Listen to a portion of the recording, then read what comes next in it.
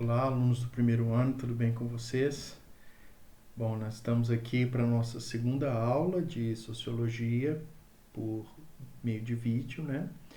E nessa segunda aula nós vamos dar início ao capítulo 2 da nossa apostila, o capítulo 2 que se inicia a partir da página número 24. Então eu convido você a abrir a sua apostila na página 24 e para acompanhar a aula junto com o material, tá bom? Nós vamos iniciar nesse segundo capítulo, intitulado Durkheim, Weber e Marx, os três grandes pensadores que deram origem à sociologia como nós temos hoje.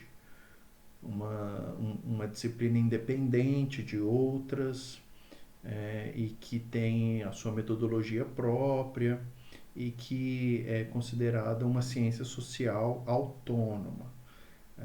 É um pensamento que está desvinculado de outras áreas do conhecimento humano, tais como a filosofia, a antropologia. É desvinculado no sentido de ter uma autonomia própria, um estatuto próprio de ciência. Então, apesar da sociologia dialogar com a filosofia, com a antropologia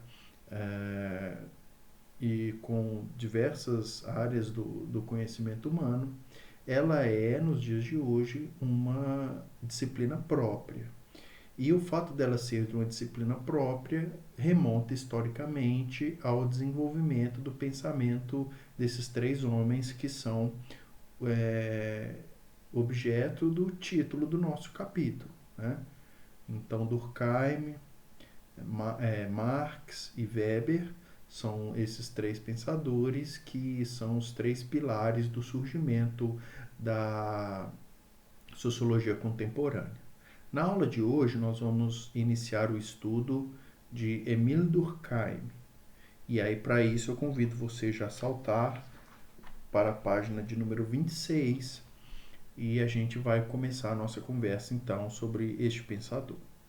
Então, o Emile Durkheim foi um pensador francês, formado em Direito, formado em Economia também, e ele é muito conhecido por ter sido o primeiro professor de Sociologia. E aí, portanto, muitos vão se referir a Durkheim como o pai da Sociologia contemporânea, né? Por ele, de fato, ter criado as bases dessa disciplina, ter inventado essa disciplina e ter sido o primeiro professor universitário de Sociologia. Ele é um pensador que tem muita influência em outros pensadores que nós já vimos, como o próprio Saint-Simon e especialmente Comte, Auguste Comte.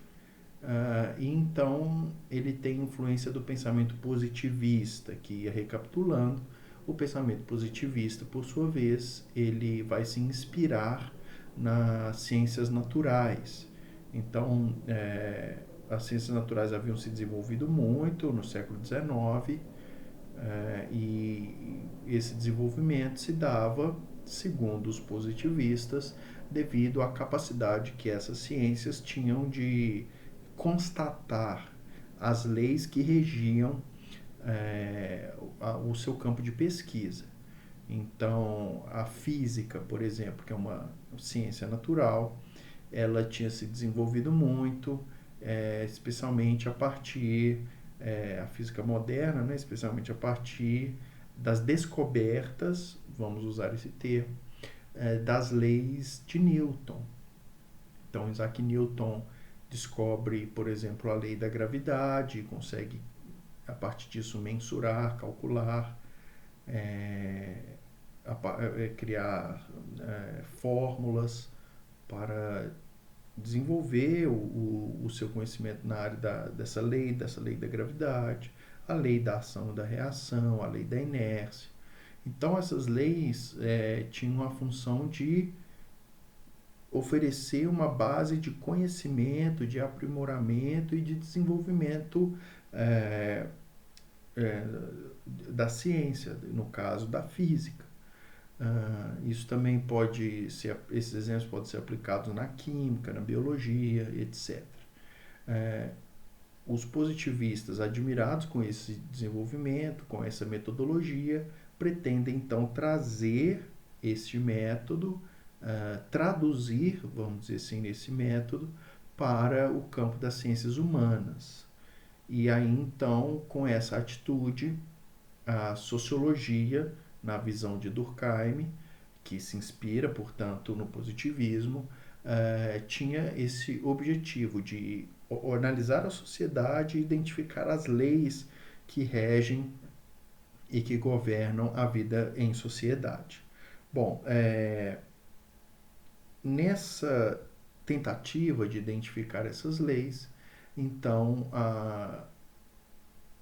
Durkheim ele entende ou busca entender como funciona a vida em sociedade, qual é o funcionamento, quais são as regras de funcionamento da sociedade. E por isso, então, o título do primeiro tópico desse capítulo é Émile Durkheim e os fatos sociais, 1.1, a sociologia funcionalista.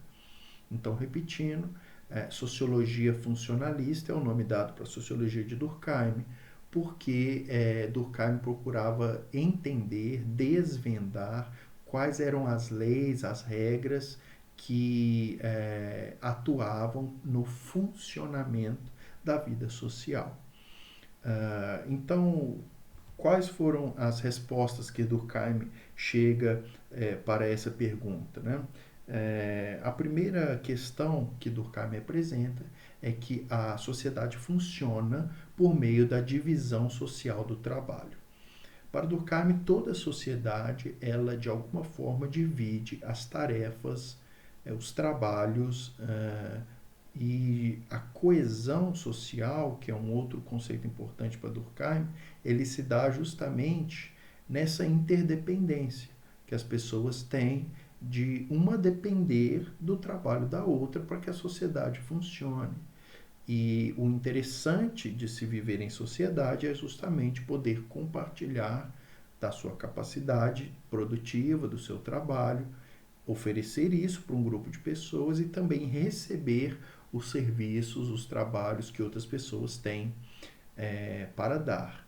Então, uma primeira noção de funcionamento da sociedade se dá pela fundamental divisão social do trabalho.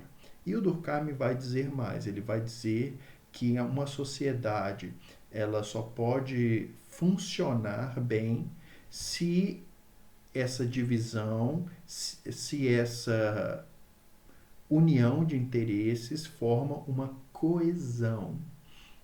Uma coesão, vamos pensar na ideia de um organismo vivo ou de um sistema que depende de várias partes interligadas, operando em conjunto para que o sistema como um todo funcione, ou o organismo como um todo funcione. Então, a sociedade é essa espécie de organismo ou corpo que precisa de vários membros exercendo tarefas diferentes, mas codependentes, interligados, para que então se tenha a coesão social.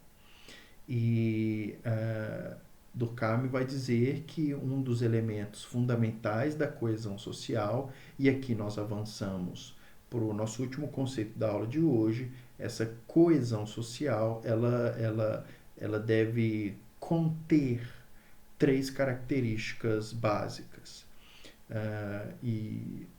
São as características que você vai encontrar na página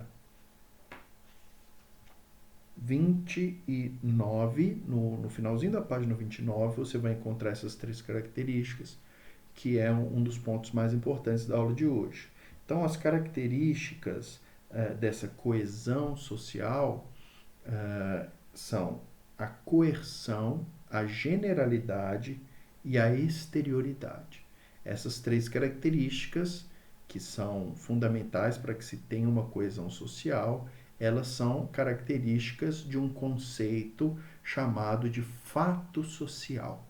E aí no nosso próximo encontro nós vamos discorrer mais a fundo sobre um dos principais temas da sociologia de Durkheim, que é o fato social. Tá ok, pessoal? Então nós ficamos aqui por hoje. Agradeço vocês a atenção, a paciência e nos vemos na nossa próxima aula. Um abraço.